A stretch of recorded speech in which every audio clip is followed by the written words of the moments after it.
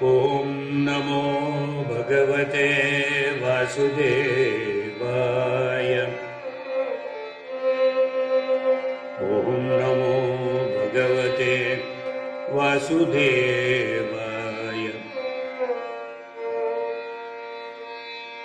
Om Namo Bhagavate Narayanaya.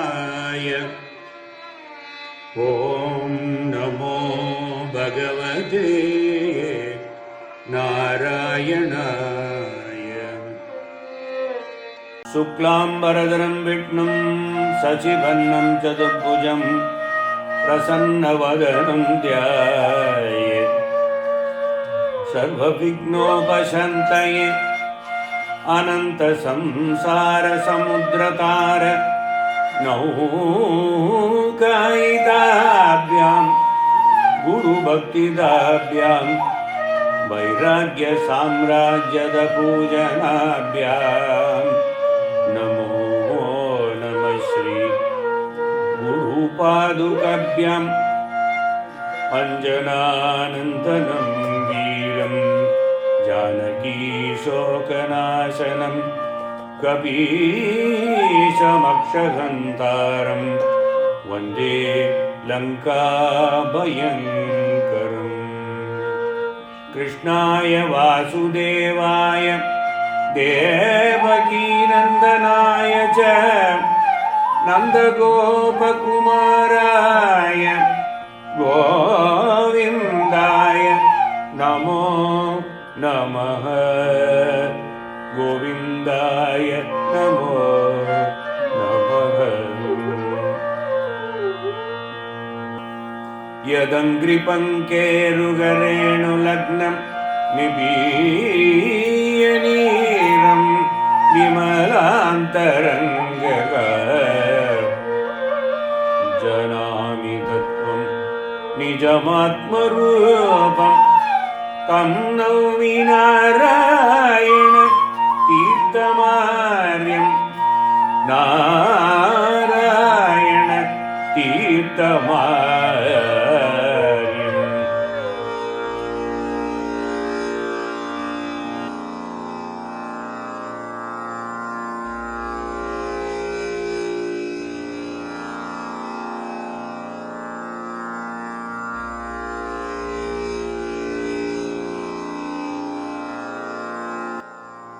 Namaskaram. Welcome to the 46th session of Krishna Leela TarangiNi. In the last session, we enjoyed Tirtha's choice of words when the gopis did the benedictions to Krishna before commencement of the Rasa Leela through Geetams 54 and 55. Sharanam Bhava Krishna Samsaratam Sharanam Bhava Krishna and Pure Mamakamam Gopala.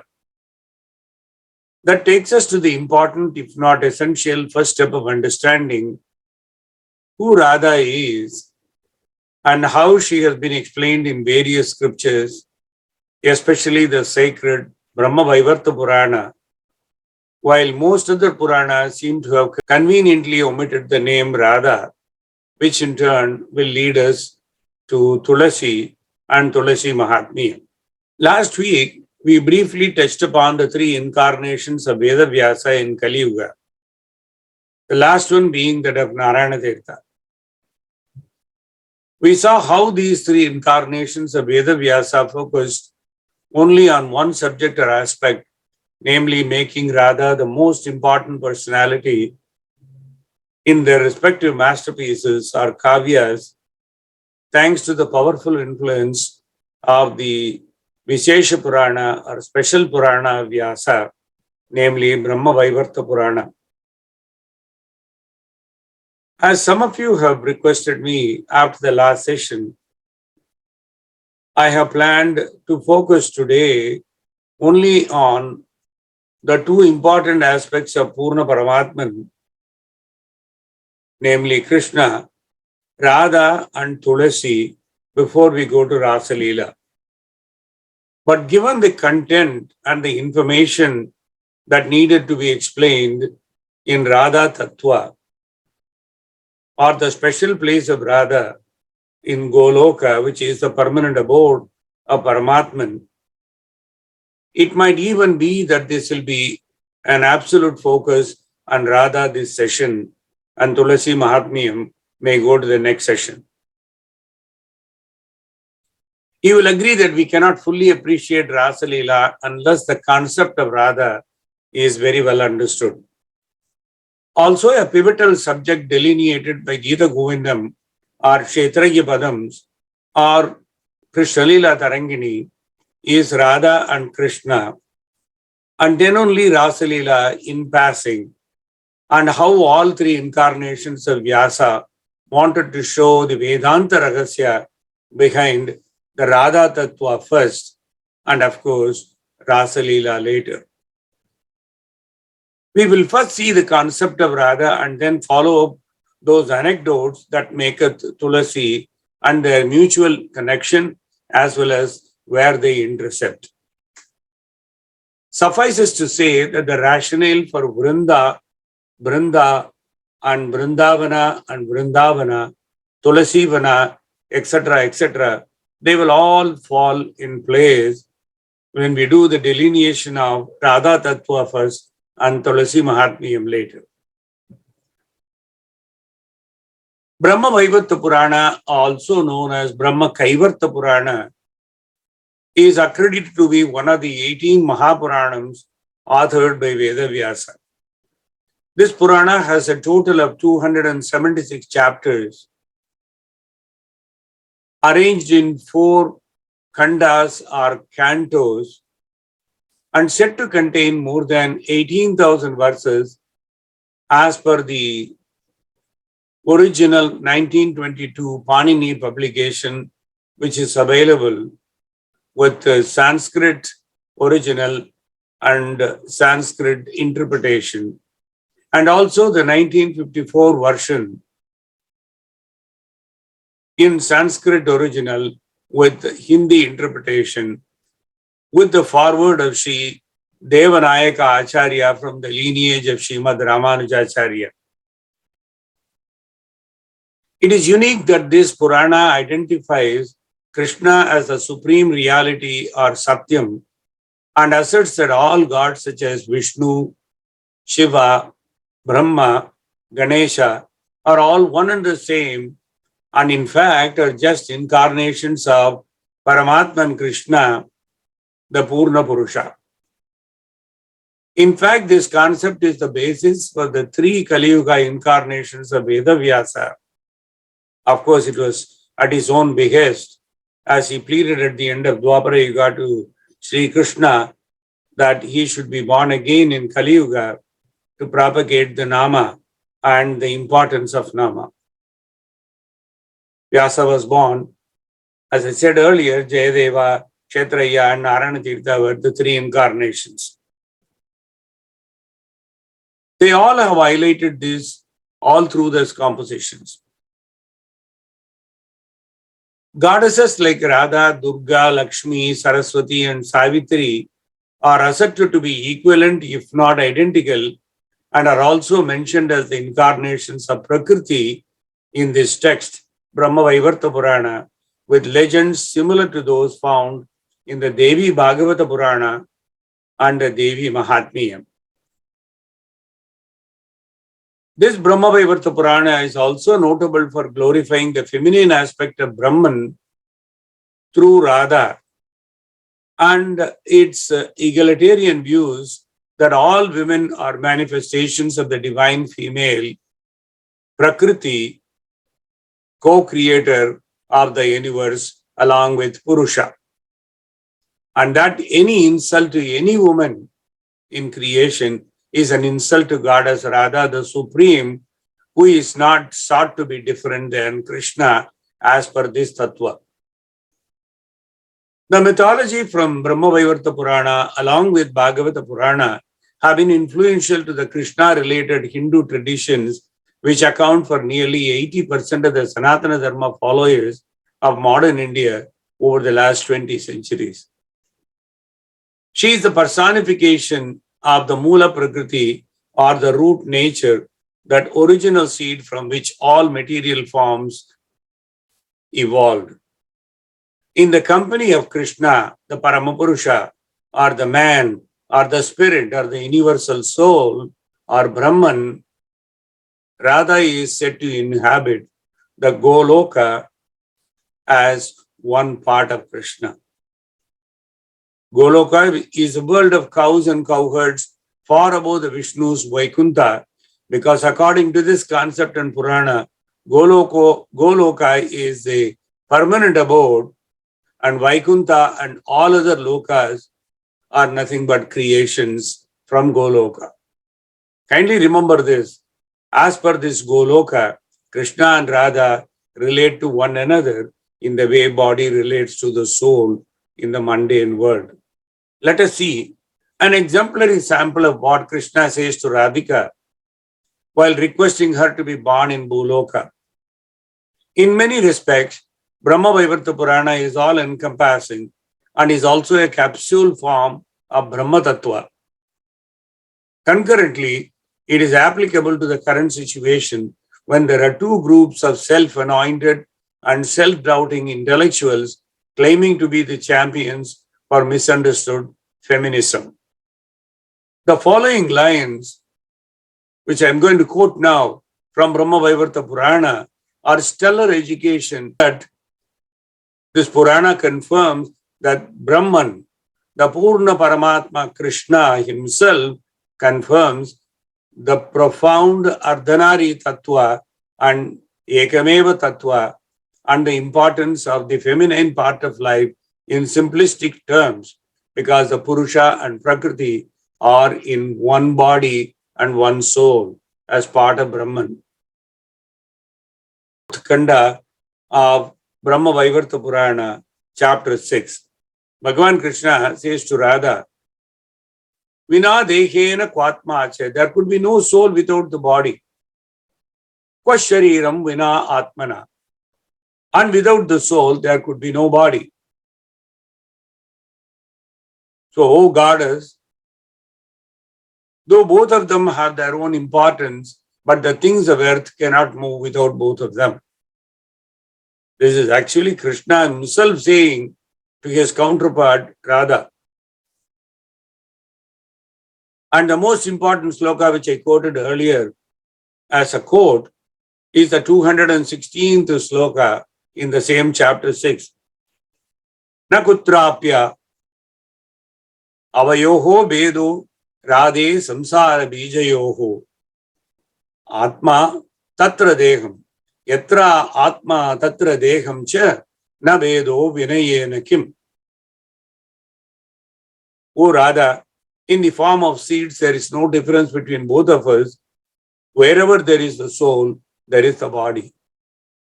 Yata kshire cha davalyam dahika cha hutashane. Bhumau gandhau jale shaityam tatatvayi mahistitihi. Just as the whiteness, which is the integral part of milk, because you can't separate whiteness and milk. You can separate maybe even milk and water by special process, not the color. Davalya dugdayoho aikyam dahika analayoho yata. Just as the whiteness cannot be separated from the milk, the power of burning cannot be separated from the fire, and also the earth cannot be separated from fragrance, coolness cannot be separated from water, and are integral part of one another. Similar is the case with you and me, Radha.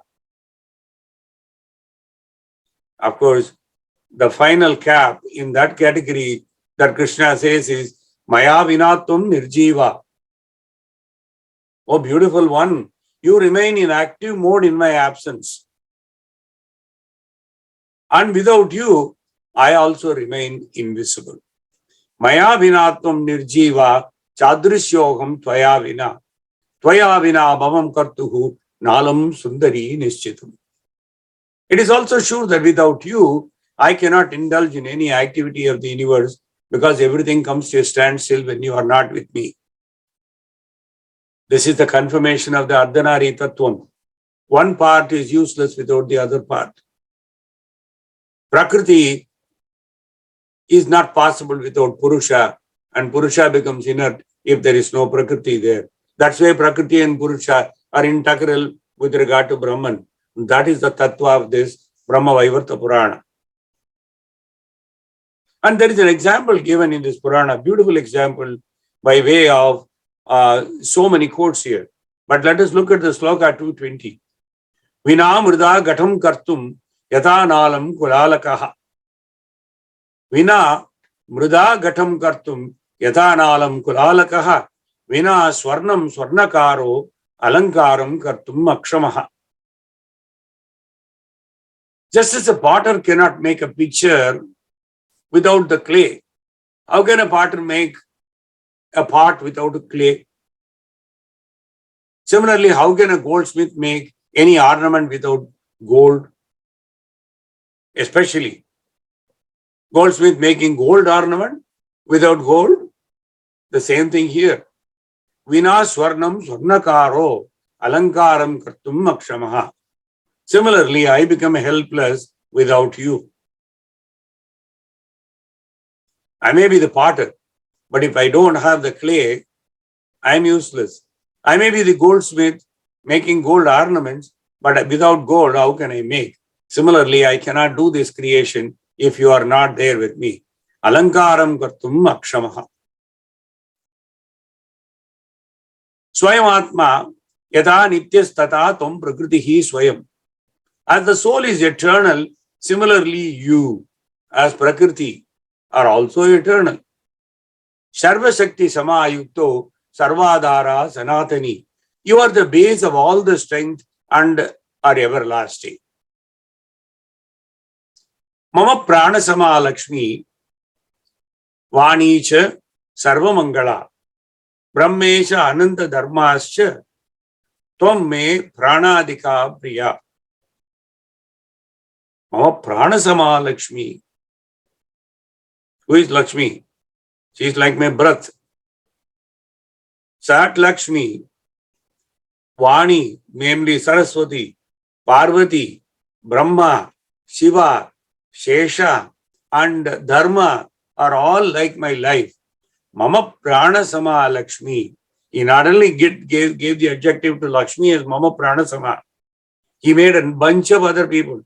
Mama Prana Sama Lakshmi, Vani Cha, Sarva Mangala, Brahmesha, Ananta, Dharmasha. Just like all of them are in my life. Wait. Tvam me Pranadika Priya. They are all my life. But you are dearer to me than my life. It's a beautiful slokam. In Rādhā Kalyanam, great Bhagavatas used to explain this particular part. Mama Prana Sama Lakshmi Vani Cha Sarva Mangala Brahmesha Ananta Dharmasya is one part, all right. Tvam me Prana Adhika Priya is the highest, the elevated part. At one level, Lakshmi, Saraswati, Parvati, Brahma, Shiva, Sheshanaga, Dharma are all like my life, but you are dearer to me Radha than my life. Samipasta Ime Sarvam Sura Devyasya Radhike Aibhyo Abhyadikano Chetkatam Vakshaha Stalastita. Oh Radha, all these gods and goddesses live with me. Had he not been dearest to me, then all of them are practically dearest in my existence. How then could you reside in my heart?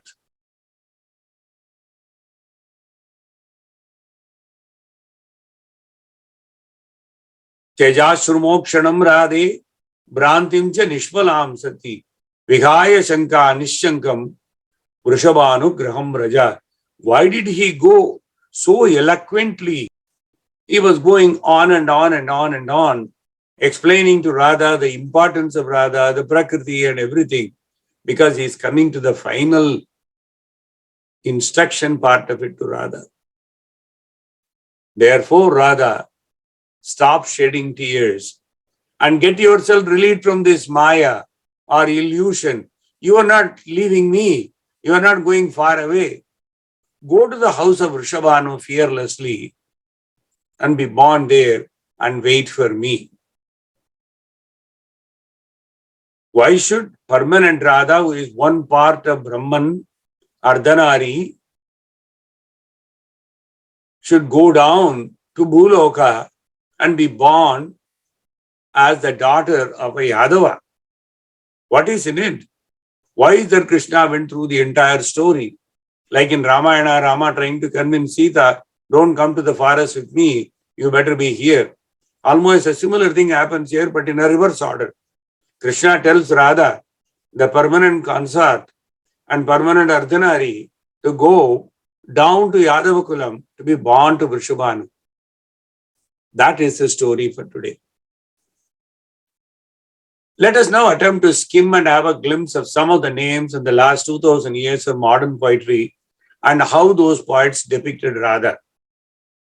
Radha also appears, albeit by indirect reference in other Puranas, such as the Padma Purana, as an avatar of Lakshmi, Devi Bhagavata Purana as an incarnation of Mahadevi. Of course, aside from the Brahmavaivarta Purana as Radha Krishna being the single supreme deity. She also appears in the Matsya Purana in the form of Devi and in Linga Purana as form of Lakshmi. Not mentioned as Radha, but it is Radha who had been mentioned in other Puranas with different names. Like Lakshmi in Padma Purana, like Mahadevi in Devi Bhagavata Purana,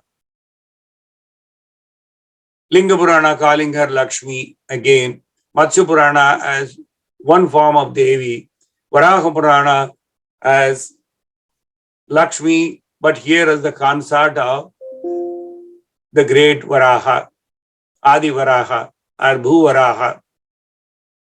The Narada Purana as goddess of love, the Skanda Purana and Shiva Purana again as Devi. All these names are given to the same person, namely Radha, the eternal consort of Brahman. So the 15th, 16th centuries, Krishna Bhakti poet saints such as Vidyapati, who lived in 1380 to 1460, Chandidas, who lived between 1408 and 1469, Mirabai, who lived between 1498 and 1547, and almost around the same time, Surdas lived for 100 years, 1478 to 1579. And then at around the same time was Swami Haridas, who lived about roughly 93 years between 1480 and 1573. Then Narsi Mehta came before them for 100 years, 1350 to 1450. They all wrote primarily only about the romance of Krishna and Radha. For them, the mainstay of their poetry, the literary excellence, their spiritual pursuit was Krishna and Radha only. All these great poets and scholars and saints whose names I now read out. The pioneer and forerunner was, however, the first incarnation of Vyasa in Kali Yuga, Sri Bhakta Jayadeva, who came before all of them. He actually preceded Vidyapati, Chandidas, Mirabai, Surdas, Swami Haridas, Narsi Mehta, name all of them. Bhakta Jayadeva was in the forefront, the very first avatar of Vyasa.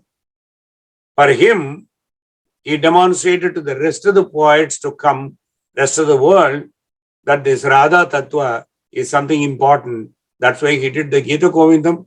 He didn't do so many things. He just only took one theme of it. In the theme, he just used 24 Ashtapatis to hone in the point.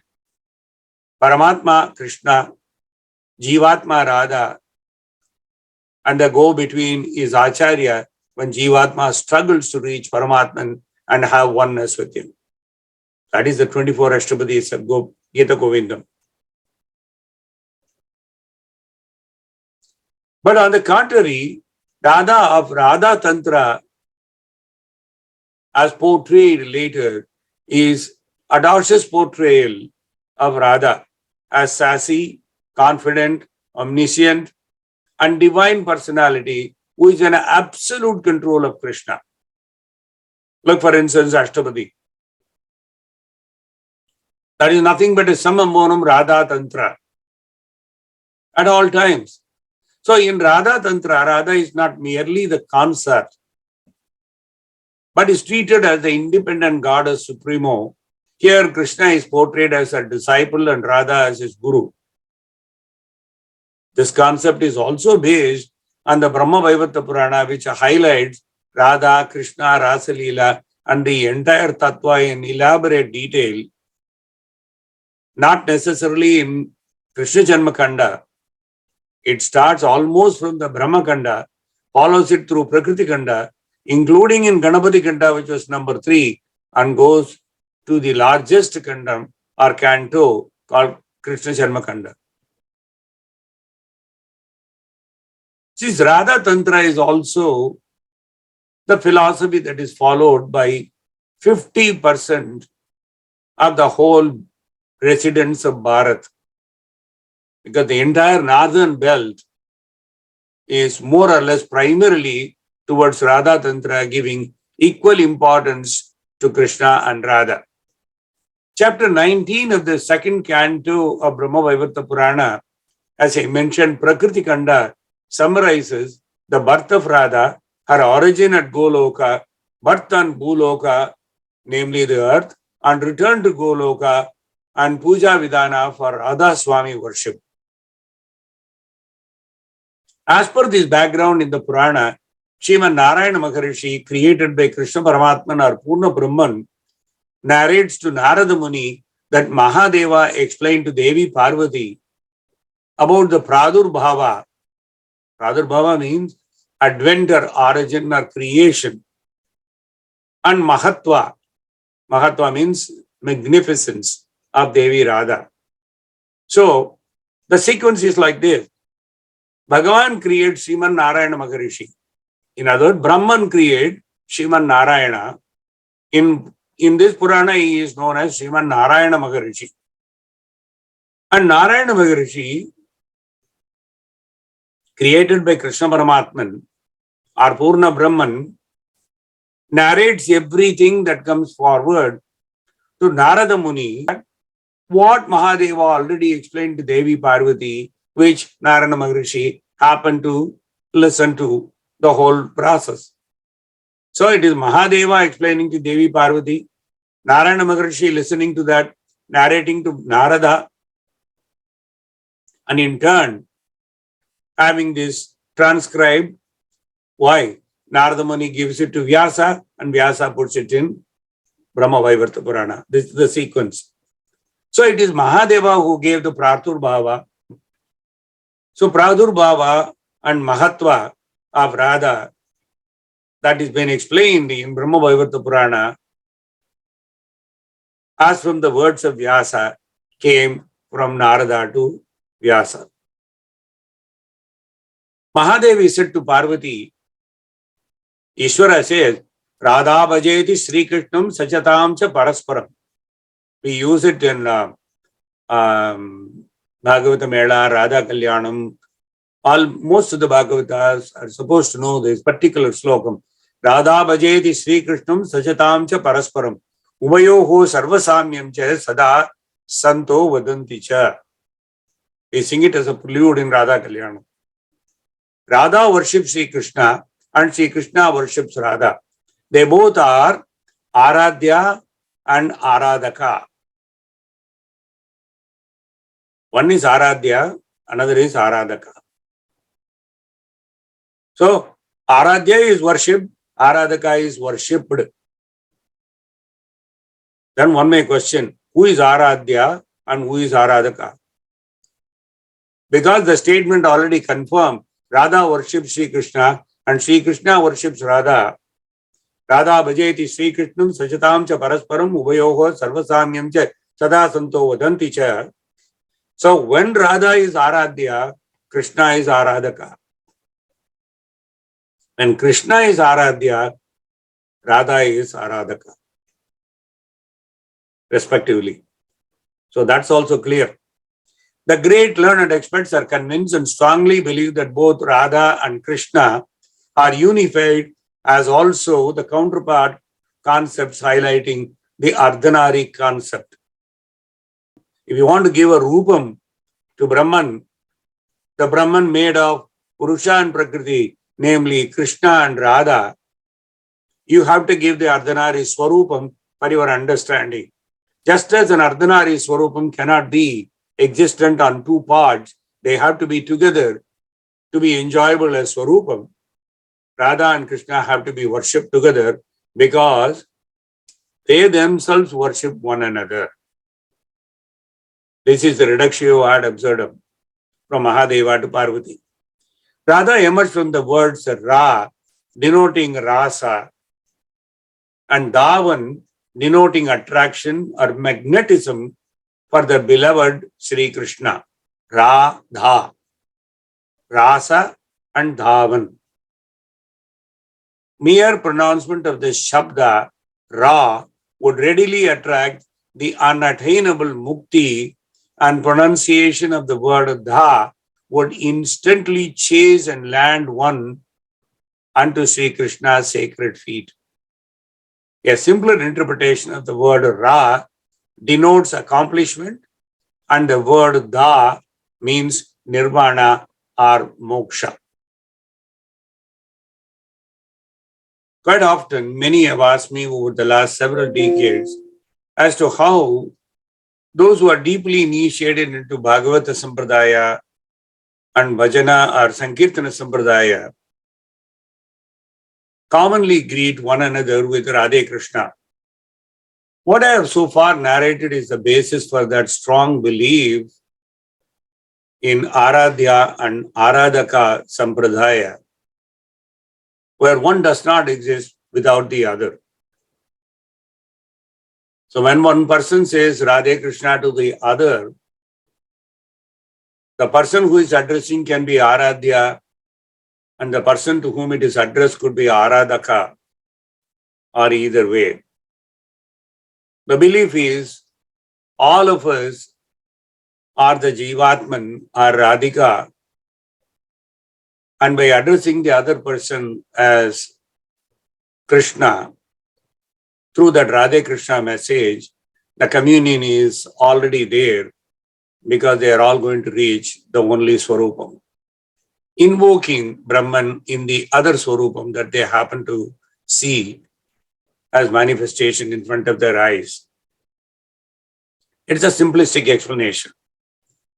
Slokas 19 to 55 in chapter 48 of Prakriti Kanda Adhyaya are the exquisite narration by Lord Mahadeva to Parvati as Radha Krishna tattva, also reiterated by many later year acharyas and scholars as Purusha Prapancha tattva.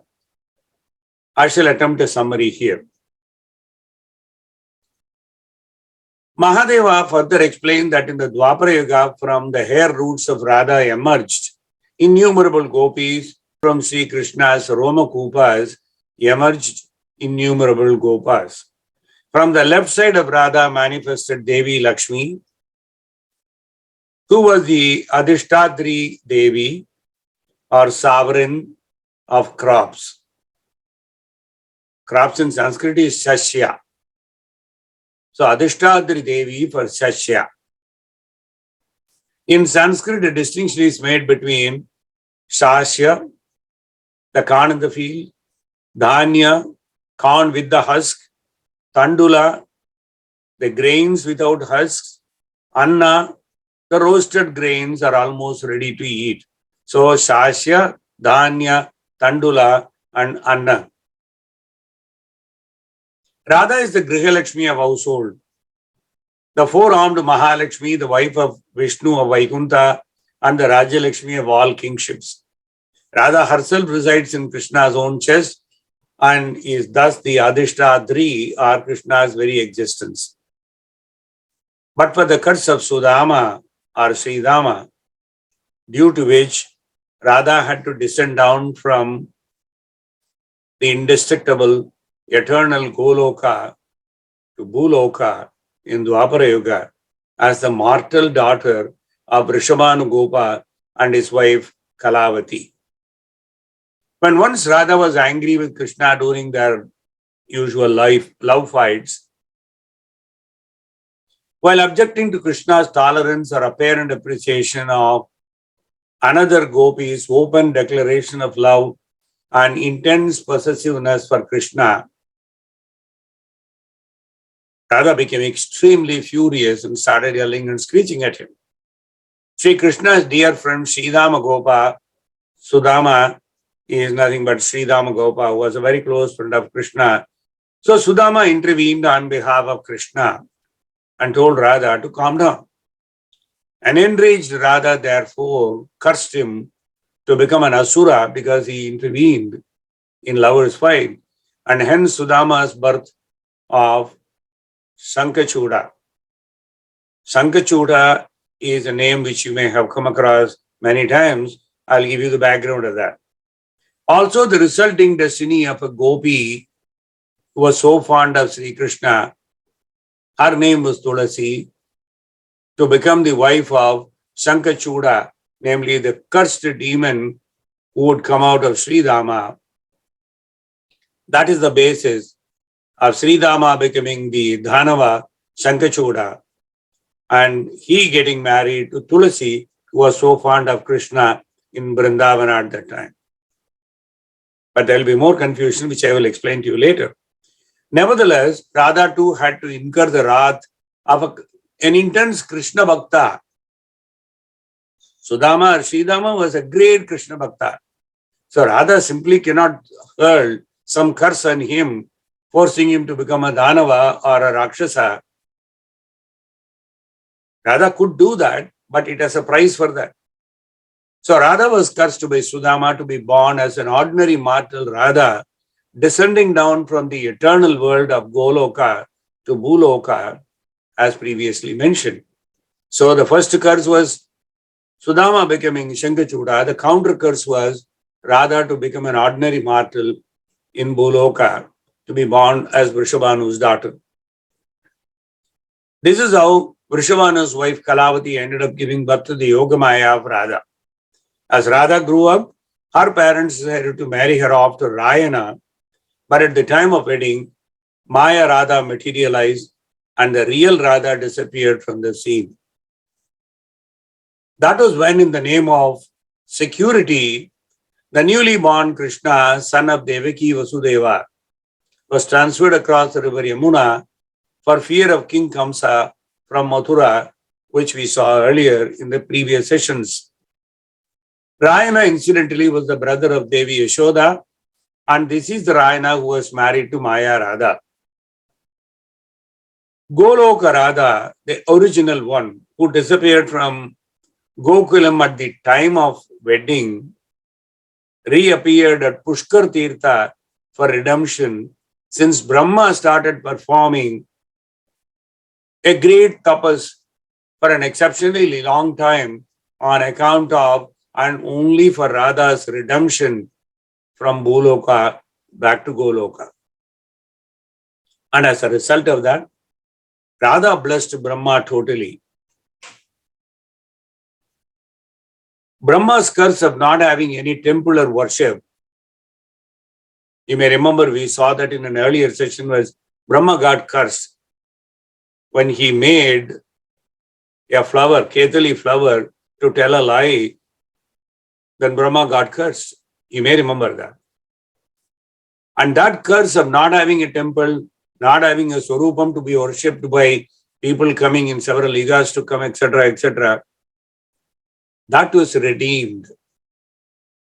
Thanks to Radha, who blessed Brahma totally. Because Radha is nothing but one half of the Brahman. Her redemption of Brahma's curse came about in that meeting, when at the end of the yaga, that tapas that Brahma did in Pushkar for the benefit of Radha resulted in Radha's blessings to him. How did it happen? That was corrected thanks to Radha's blessing. So the only shrine for Brahma in Kali Yuga, where he is worshipped as Brahma the creator, is Pushkara Tirtha. Pushkar today is a sacred site for not only Hindus, but also the Sikhs and other communities. It is a city near Ajmer, Rajasthan. Pushkar houses a sacred lake and many temples visited by the faithful. Anyway, coming back to our story, after a little stint at Vrindavana under Rasa Leelas with the cowherd Krishna, the real Radha who wanted to enjoy that and who appeared with Brahma later to protect the little child Krishna from torrential rains at the behest of Nanda, which we discussed when we did Radha Kalyanam, they all later made hazy appearances at Vrindavana Rasa Leela. Brahmavaivarta Purana says that Radha and Krishna undertook Tirtha Yatras for 100 years, and finally Radha reached her original, imperishable and permanent abode of Goloka, while as planned, the human form of Sri Krishna in Yadukulam lightened the burden of earth by killing thousands of inhuman forms of Danavas such as Kamsa, Shishupala, etc., etc. Prajapati Drona was reborn as Nanda Maharaja, and with Yashoda, they had the good fortune of parenting the cowherd Sri Krishna, who of course was originally born to Devaki and Vasudeva in the prison in Mathura. Maharshi Kashyapa was born as Vasudeva, and Aditi was born as Devaki, and due to their prayers, Krishna was third time born. Parabrahman was born for a third time, this time as Krishna, to Vasudeva and Devaki. That child was moved to Nanda and Yashoda so that they could enjoy bringing him up as parents. And this is the nexus of all that. While Kalavati became Radha Devi's mother, because Vrishabhanu is the father, we should see who they are. Vrishabhanu was Vasudhama Gopa, and Kalavati also did the prayers to have Bhagavatamsam as her child, and Radha was born to Kalavati. This is all in Brahmavaivarta Purana. This will be the appropriate place to listen to the invocation slokams of Gita Govindam by Jayadeva, highlighting the sentiments of Vyasa and Hari or Krishna. Let us hear the introduction of how Radha was ordered to care for Krishna. That is there in Jayadeva's first four slokams. The first four introductory verses from Jayadeva for the first canto, titled Samoda Damodaram, or all-pervasive exuberant Krishna. In that chapter, the very first canto, the first four verses are very interesting. Those are the ones which we are going to listen now, and then we'll take up the meaning very briefly after that.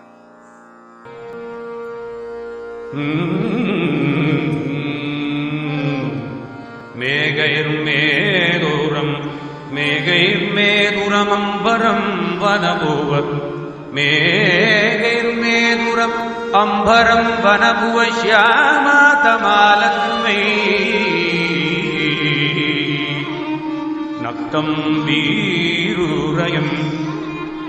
Naktam birurayam Tvameva dadimam Radhe griham prapaya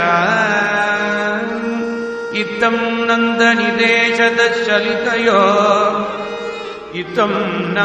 deshadashalitayo Pratyatva kunjadrumo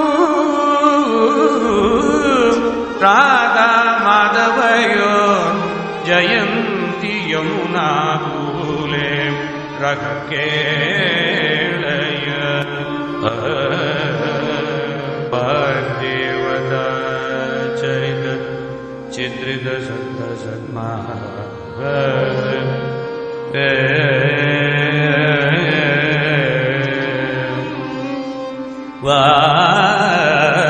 Vadevata Charita Chidrita Chitta Satma Padmavati Charana Padmavati Charana Charana Padmavati Charana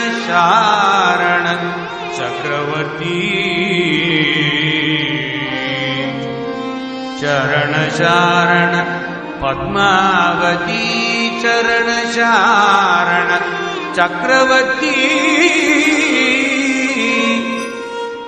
Shri Vasudev राधिकेळि कथा समेतं एतं करोति जयदेव एतं करोति जयदेव कविप्रबन्धम्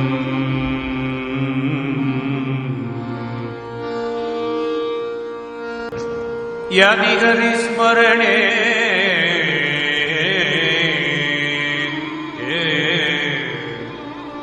सरसं मनः यदि हरिस्मरणे सरसं मनः यदि विलासकलासु कुतूहलम्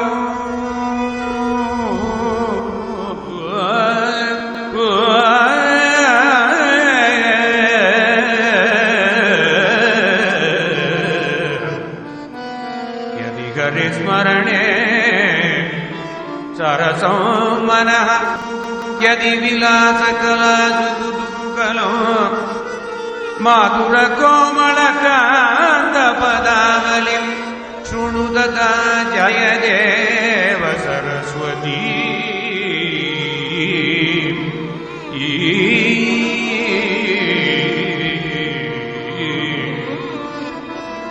वाचपल्लवै यद्युमापदितरः सन्दर्भशुद्धिं गिरां जानीते जयदेव एव शरणश्लाघ्यो दुरूहकृते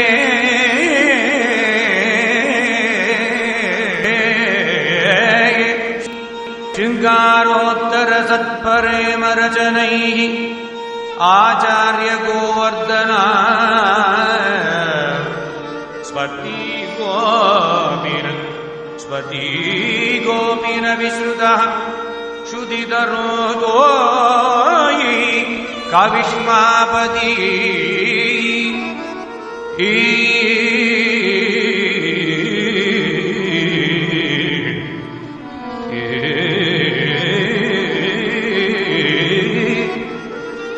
कविष्मापदी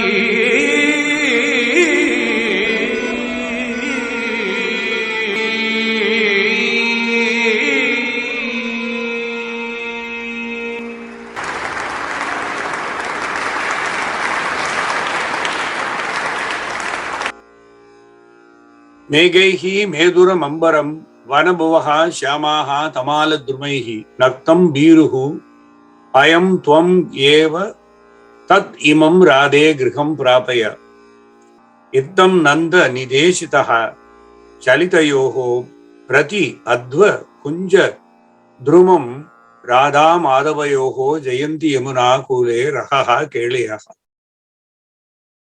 For benefit of appreciation, I just did the Anuvakam. Oh Radha, the clouds are thickening on the sky, black tamala trees are blackening the woodlands, and night is also drawing, and that one is naively nervous. Thereby, you alone lead Krishna home safe. This is the way when Nanda instructed Radha, both Radha and Madhava are on the go homeward. This is what Jayadeva says. And then the happenstance of their sequestered place of passion on each pathway, at every tree, and in each and every arbor on the banks of river Yamuna are transcendently exquisite.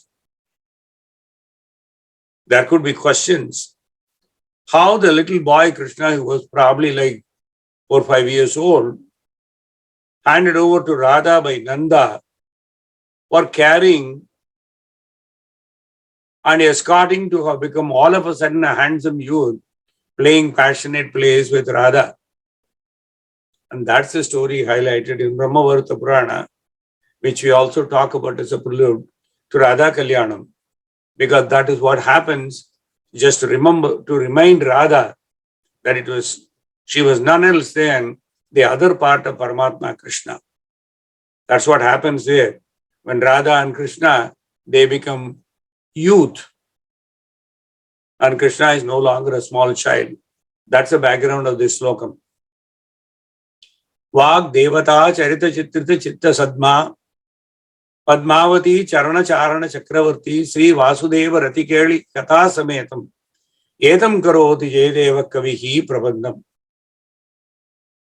This is an invocation by Jayadeva invoking the presiding deity of speech, Saraswati. He is addressing her, Saraswati, embellishing whom like soul, the great goddess of speech, ever embellished with murals like legends of your literary grace, and Jayadeva, who has become an expert in poetry by the grace of the one and only one. Who is that? Whose feet are ever massaged by Goddess Lakshmi? Namely, Vishnu or Krishna, the prime mover of this universe. Such a poet, Jayadeva, is now authoring this poetic lore called Gita Govindam that is so far abounding in such a soul with such murals, and which kavyam comprises the episodes of plays of passion of Radha and Krishna. Yadi Harismarane Sarasammanaha Yadi Vilasa Kala Sukudukalam Madura Komala Kanta Pada Avalim Shrunu Tada Jayadeva Saraswati. O gracious people, should your hearts be plethoric with the elixir of devotion for meditating on Krishna, and should you be curious enough about the arts of coaxing romantic womankind, then listen to the benediction song of Jayadeva on the glorious Bhagavan Krishna, which is a medley of willowy words, worded mellowly and mellifluously. Of course, the last stanza in the prelude, namely the fourth slokam, before the Dashavatara description of the first Ashtapadi, is an education in Sanskrit. And even after 60 years since my college days, I remember the debate I had with my Sanskrit literature professor on this very particular slokam, which I am going to narrate. Vacha Pallavayati, Vajaha Pallavayati Umapati Daraha, Sandarpa Suddhim Giram, Janite Jayadeva Yeva, Sharanaha Slagyaha Dur Uhadrute, Sringara Uttara Sat Premaya Rachanaihi, Acharya Govardhana Spardikaha, Apina Vishrutaha, Srutidaraha, Doi Kavi Shmapatihi Vachaha. So many names are thrown here, and one would normally wonder, unless they are very much into Sanskrit literature, why a cluster of all these words in the invocation of something to do with Radha and Krishna poetry. Usually in those good old days, about 1,000 years ago, the poets had to throw their hat in the ring in order to be recognized when their poem is heard even by contemporaries or other great kavis. They need to establish their credentials. Nowadays, like our resume writing. In the past in India, I was advised about 60 years ago, 50 years ago, that my resume should show all modesty. Today, if we have to have modesty and only half-page resume, people will toss it away. A fresh college student who just passes a college university, he writes a 4-page resume. So the resume is very important, but of course we have stretched it to the outer world in the current style. However, even in those days, poets had to really talk about their prowess. Sometimes they are allowed a little latitude to bring down the other poets of their contemporary era. When you split the slokam, Pallavayati Umapati Daraha, poet Umapati Dara is verbose with prolix. Prolix is tediously long passages, words and expansile meanings. Hence, he is a poetaster. Poetaster is an old British word, a weakened rhymester. In other words, he makes all kinds of rhyming in his poem, thinking that he is great, but that's all that. All his poetry is nothing but weakened rhymester. And poet, of course, is strident and shrilly words, Vagadambaram. Pallavayati Umapatitaraha Vagadambaram. Then the second part is Sharanaha Dur Drute Shlagyaha. Who is it? Sharana is a poet Sharana. He is praiseworthy for his unpronounceable speech, unpronounceable speedy wordplay. Hence, he is unintelligible and unexplainable. There are too many words. Well, that's what his poetry is. People get bamboozled by the number of words that he uses. Then comes the next one. Shrungara Uttara Sat Prameya Rachanehi Acharya Govardhana Spardi Kaha Apina. This is for one poet. Of course, no one is an antagonist to the scholarly poetry of Govardhana, who is called Acharya Govardhana, because Govardhana prioritizes romance, but romance alone is not poetry. And when he is bereft of all other aesthetics, this poet is therefore unfit to be called a pedagogic scholar, namely an Acharya, for his work on Alankara Shastra. What was he so popular about? Alankara Shastra, named Arya Saptasati, which was 700 erotic poems. The next thing is about the poet called Visrutaha Srutidharaha. So poet Srutidhara, renowned for being a great wordsmith, means one who is blessed with eidetic memory. Too many words, but he has got extensive memory of repeating those words. Then Doi Kavihi Kshmapatihi. Poet Doi, a self-styled king of poets, is renowned for his parroted poetry. Thus, he is hardly deemed a poet. Incidentally, though he was a 12th century poet who wrote the Pavana Duta, and he was the court poet of Sena king called Lakshmana Sena, who ruled Gauda in what is now Bengal. Bengal used to be known originally as Gauda kingdom. And Lakshmana Sena was the king of that. Last line is about Jayadeva. Jayadeva now throws his hat in the ring. Sandarpa Shuddhim Giram Janite Jayadeva Yeva. Only the poet Jayadeva knows the situational appropriateness of choices to words and wordplay, when to be used, how to be used. Hence, he alone is deemed the poet of the day. So there is a controversy whether this particular poem, which talks so high of Jayadeva and somewhat really puts down the rest of the poets of his era, would have been ever written by Jayadeva. Still, that contest is going on. Because one may question, does this poem sound immodest, especially coming from such a great Avatara Purusha, namely Jayadeva, Vyasa's reincarnation? Look at the poetry. Vachap Pallavayati Umapatidharaha Sandarpa Suddhim Giram Janite Jayadeva Yeva Sharanaha Slagyaha Duruhudrute Shungara Uttara Sat Prameya Rachanehi Acharya Govardhana Spardi Kaha Api Na Vishrutaha Shrutidharaha Doi Kavikshmapatihi Vachaha. Anyway, if we know the context and the era, we will easily conclude it with less indignation but with greater understanding.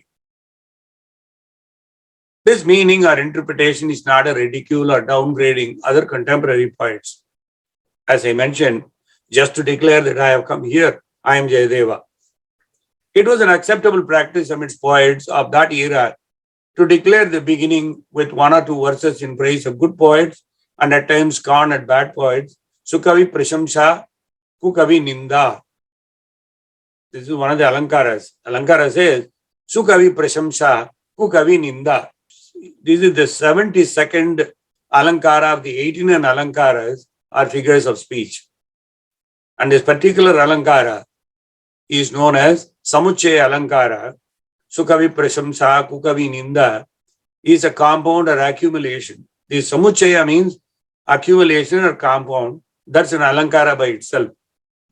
And the meter of this poetry is Shardula Vikreditam. I only mentioned earlier a short list of poets who went about describing Krishna through Rādhā and gave a sample about Jayadeva here, and emphasized the importance of Purusha through Prakriti or Krishna as the Ardhanari of Rādhā, reiterating the truth that Krishna is the only Purushottama and all other creations are Jivatman and feminine per se. We will have a greater opportunity to some of the exquisite expressions of poets over the last 2000 years in Kali Yuga when we elaborate the Rasa Leela. Before I conclude today's session, I want to share my vague recollection of my casual article related to Purusha and Prakriti Tattva from the prism of Mahakavi Bharati, more in the form of a fictional scene. To be taken in context, this was the context of a 17-year-old college student who wanted to impress the judges on Bharatiya's poetic excellence. And when I was in my 30s doing an Upanyasam on Vedanta and Purusha, contextual to understand the cosmic dharmam, but used Rādhā and Krishna for that purpose. All about that and more on Rādhā, let us see in the next session what Mahakavi Subramanya Bharati wrote about Rādhā and what the later year poets wrote about Rādhā, how much importance they gave in their poetry, even in modern poetry. We will see all of that in next session. Narayana, Narayana, Narayana, Narayana, Narayana, Narayana, Narayana, Narayana, Narayana, Narayana, Narayana, Narayana, Narayana, Narayana, Narayana, Narayana, Narayana, Narayana.